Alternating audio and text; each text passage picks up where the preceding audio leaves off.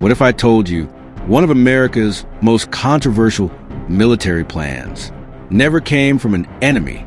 It came from inside the U.S. government, not whispered by conspiracy theorists, not invented by Hollywood, but written, reviewed, and presented inside the Pentagon. For decades, almost nobody knew it existed. Then, a classified file was finally opened, and what investigators found inside left historians asking a question that still has no easy answer. How close did America come to changing history forever? The document wasn't describing something that had already happened. It described something that could have happened, a proposal so extraordinary that if it had ever been approved, the world might remember the Cold War very differently. It carried an official title. It contained official signatures, and it remained hidden for more than 30 years.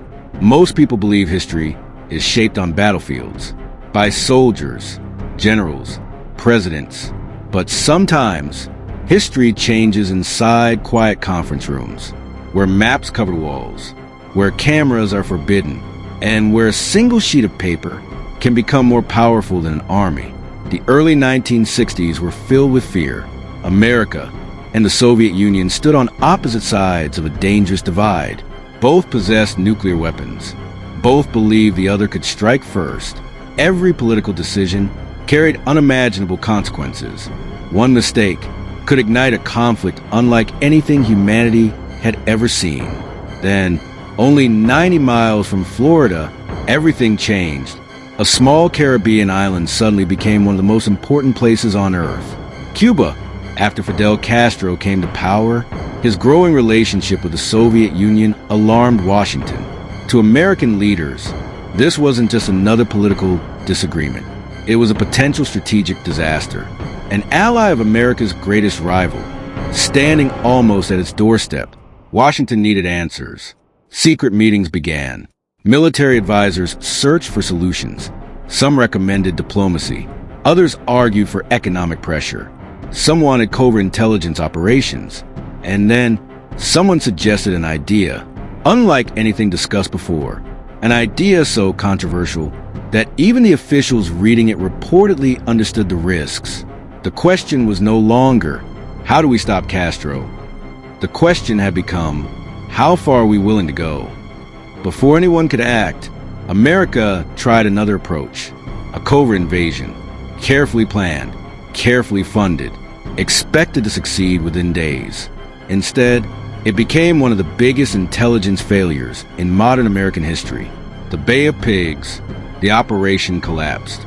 The world watched. America was embarrassed, and Cuba emerged stronger than before.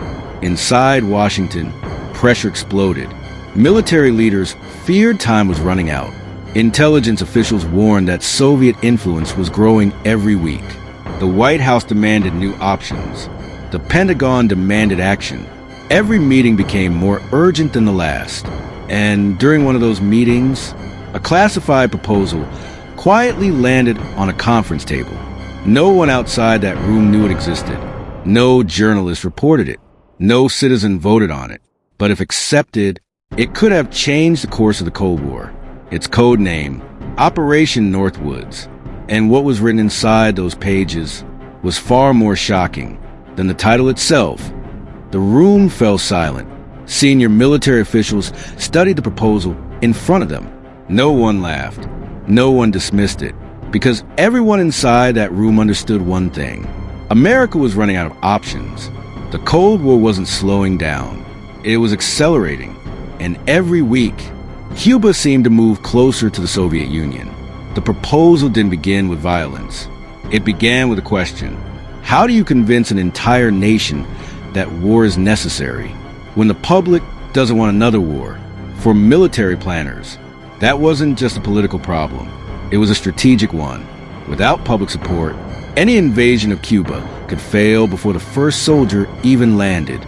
The document explored a series of hypothetical scenarios, different situations, different incidents, each designed around a single objective, create an event that could be blamed on Cuba, and in doing so, generate enough public support for military action.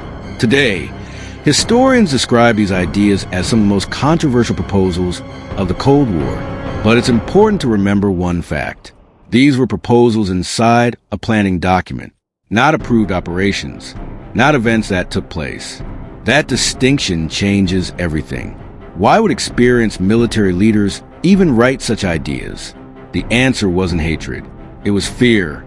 Fear changes the way governments think. Fear changes priorities. Fear convinces people that impossible choices may suddenly become acceptable. And in 1962, fear was everywhere. American intelligence believed the Soviet Union was gaining influence across the world. Berlin was divided. Nuclear weapons were multiplying. Spy planes crossed hostile skies.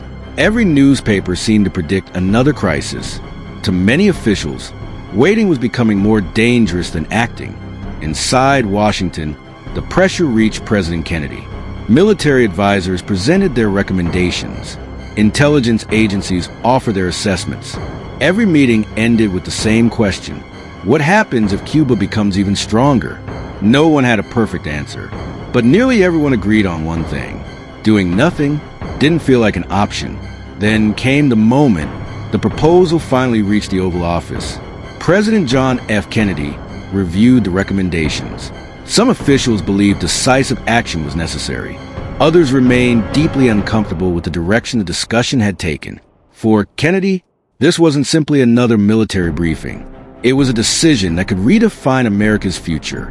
What happened next would determine whether Operation Northwoods remained nothing more than ink on paper or became one of the most controversial operations in modern history. One signature could change everything.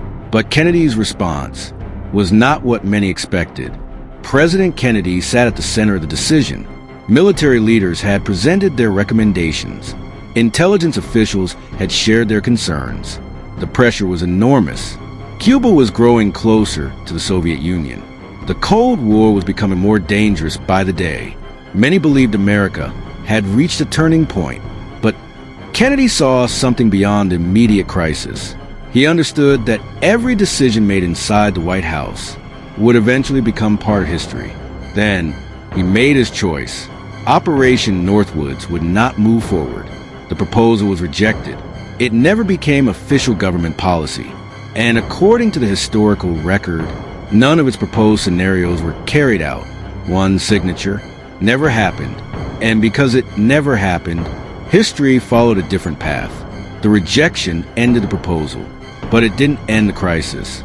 Only months later, the world entered the Cuban Missile Crisis. American reconnaissance flights discovered Soviet nuclear missile sites inside Cuba. Suddenly, the fears that had driven so many secret meetings became reality. For 13 terrifying days, the world stood closer to nuclear war than ever before. Every phone call, every military movement, every decision could have triggered a global catastrophe. Fortunately, diplomacy prevailed. The missiles were removed, and humanity stepped back from the edge. As the years passed, presidents changed. Wars came and went. The Cold War eventually ended, but Operation Northwoods quietly disappeared into government archives. Most Americans had never heard its name. The documents remained classified, hidden behind locked doors, waiting for someone to uncover them. Decades later, researchers reviewing Cold War records found something unexpected. An official military proposal, original documents, original dates, original signatures. Suddenly, what many people had dismissed as a rumor was sitting in black and white. Not speculation, not fiction, but history. The question was no longer, did Operation Northwoods exist? The documents answered that. The real question became, what does its existence tell us about that moment in history? The release of the documents sparked immediate debate. Some historians argued that Operation Northwoods revealed how fear can push governments toward extraordinary ideas during times of crisis. Others pointed to something equally important. The proposal had been rejected. America's elected leadership chose not to approve it.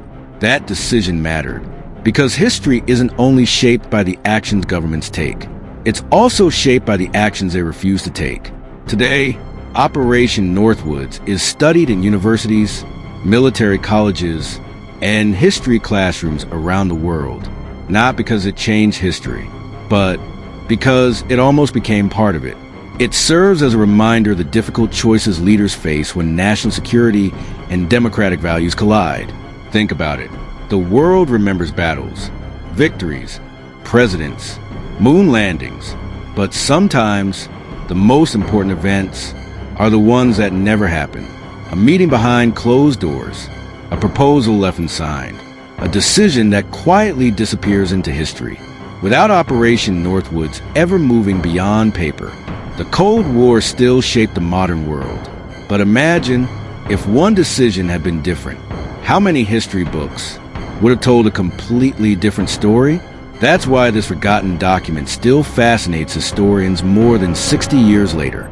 Not because it proves a conspiracy, but because it reveals how close nations can come to choices that test their own principles. History is rarely simple.